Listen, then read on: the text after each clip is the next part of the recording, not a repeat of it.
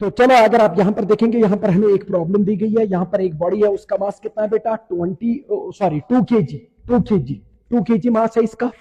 और इस पे हम लगा रहे हैं कितना force 40 newton at an angle 60 degree with the vertical direction. ठीक है, और यहां पर कोएफिशिएंट ऑफ फ्रिक्शन दिया गया दैट इज 0.2। ठीक है, हमें ये कहा जा रहा है कि बताओ फ्रिक्शन कितनी लगेगी और एक्सेलरेशन बॉडी में कितनी आ जाएगी। सिंपल है, देखो क्या करेंगे।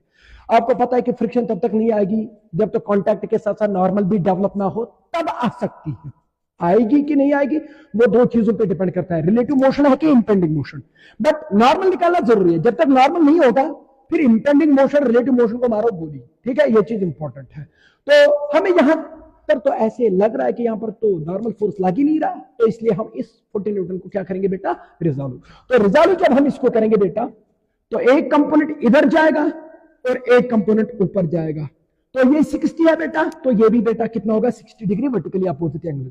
तो अगर आप यहां पर देखेंगे तो थीटा कंपोनेंट इसका कॉस कंपोनेंट, तो ये कितना निकलेगा 40 कॉस ऑफ 60 डिग्री, और बेटा ये कितना होगा 40 साइन ऑफ 60 डिग्री। तो साइन 60 होगा √3/2 और ये निकलेगा 20√3 न्यूटन, और ये वाला निकलेगा cos 60 होगा 1/2 और ये बनेगा 20 न्यूटन। ठीक है, कोई दिक्कत नहीं।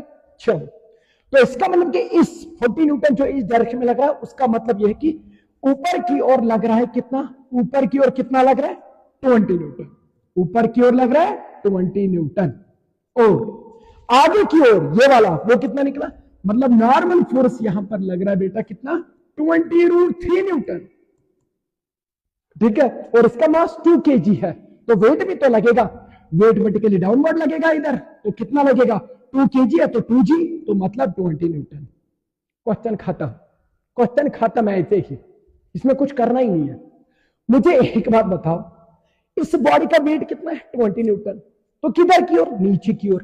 बट इस फोर्स का एक कंपोनेंट कितना लगा 20 न्यूटन, किधर की ओर, ऊपर की ओर। तो मुझे एक बात बताओ, क्या इस वेट को इस फोर्स का कंपोनेंट बैलेंस कर रहा है?